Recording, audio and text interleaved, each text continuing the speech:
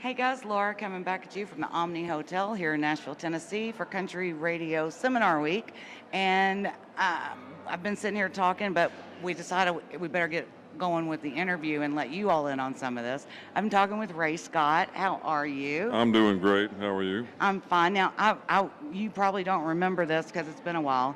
The first time that we met was at the Unbridled Gala event in Louisville, Kentucky, the night before the Derby. Okay, You yeah. were singing. I do remember that. Yeah. I do remember that. Yeah. So I just had to throw that out there because it was your set was great that night that you did. And yeah, that was fun. It was a neat event. You know, I mean, all that stuff is cool. yeah, I mean, we're from Louisville, Kentucky, born and raised. So Derby's always, that's the Mardi Gras, the CMA Fest, whatever it is in each little town. Yeah. Derby is the same way. You got 2 weeks of partying and all for 2 minutes of a race. So Yeah. Hey, well. so it works out. But you've got a new song out and you're staying pretty busy. So Honky Tonk Heart. Honky Tonk Heart. It's a little song I wrote. It's kind of a life story kind of thing, and it's also sort of an homage to all the independents, all the troubadours running up and down the highways, playing traditional country music because we love it. Not because it's making us rich. I mean, Right. I tell people I'm not laughing all the way to the bank, but I ain't crying all the way to work. If you know what I'm saying. So. Right, and you have a lot of great music out there, and I think sometimes while I love the independent side of things because you all get to do things your way, Yeah.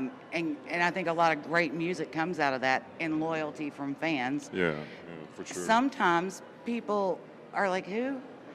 But I'm so glad that we can do stuff like this and be able to bring you artists that you may have heard a little bit about, but not a whole lot. And then, I mean, the music industry in and of itself is a tough place to be, but a lot of independents are coming up now and doing and good. we're able to kind of have a platform, more and more because of folks like you guys and the internet and everything else. Right. It's a good way to exist, in my opinion, because I have no compromises when it comes to creative, integrity and that kind of thing. I run my own business, or I have a really good, tight little team that helps me, and all the pitfalls and all the BS that comes along with this, in some ways probably wouldn't be worth it to me unless I could do it the way that I'm doing it, Right. the way I want to do it. I've had the major label deal that lasted for a little bit back when, and and I had a top 40 single with Warner Brothers years ago, which it helped me get out there and at least exposed to some people up front. But these days there's just a whole lot more ways to skin a country cat, if you know what I mean. And, right. And the mainstream thing, it's about a different kind of music, really. There's a lot of, in my opinion, a lot of compromise with the art, and it's too programmed for mainstream consumption. I would rather a few people love what I'm doing than a bunch of people just think it's okay, good enough for me not to change the channel. So Well, because one thing, anybody that follows you on social media or has seen a show or anything. I'm sorry. But I don't think you should. But that's the one thing I mean, Ray speaks his mind, and I don't think you necessarily. I mean, saying I'm sorry for it, I don't think there's a need to do it. I'm really not sorry. I was just kidding about that. No, I mean, there's not what's there to apologize for? Being able to speak your mind. No. And then I heard a couple people yesterday talking about, and I'm in the middle of reading the Randy Travis biography. I've been blessed and fortunate enough to review it, and it struck me as it's kind of the same thing that goes on now. And I mean, everybody, music, dance, all that stuff always comes back around. When Randy was going around with, on the other hand, people said you're too country, and instead of changing what he did, he stayed with what he did. If that meant he didn't get signed, and then he didn't get signed. I mean, so we all know how that story has ended up. But I think with artists like you that are true to what you do, country music is a great place for authenticity, and the fans sure can tell when you're not being that way. And I think Yeah, they like the straightforwardness. I agree. And it allows us to just kind of keep on track with doing what we do naturally. If somebody likes what you do, they're going to probably stick with you for a while. Right. And the ones that don't are probably not going to. Right. It's funny. I just saw a quote, and I forget who it was that said it. But basically, it was a lady. It was an old movie starlet, I think, that basically said you could be the juiciest, ripest, prettiest peach you ever saw, but you're still gonna find people out there that don't like peaches. And, Yes, I you know, have heard that, and yeah. I'm sitting here thinking, I heard that too. Who was it? I don't remember either. Now, I'm but, not saying I'm pretty like a peach or anything, but yeah. well, now But you know what? I mean, there's some it's, country peaches out there. well, that's right. That's right. Well, yeah. if you want to self-identify as a peach. I decided I'm going to identify from now on as a peach. A male peach, but yet a peach. You heard it here first. An I'm exclusive. from North Carolina, though. I'm not from Georgia, so I guess I could be like a tobacco leaf or something. I don't No, know. there you go. There you go. But yeah, it's so I mean, look, it's different strokes for different folks. Right.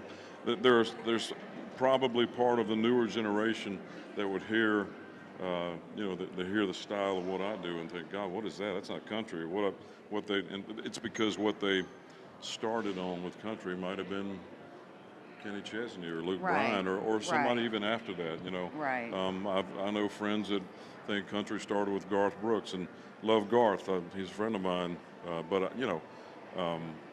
I grew up on the stuff. My dad turned me on to Willie and Waylon and Merle and people like that when I was a little kid, and that's what got into me. It's kind of what comes naturally to me the most. Right. That type of thing.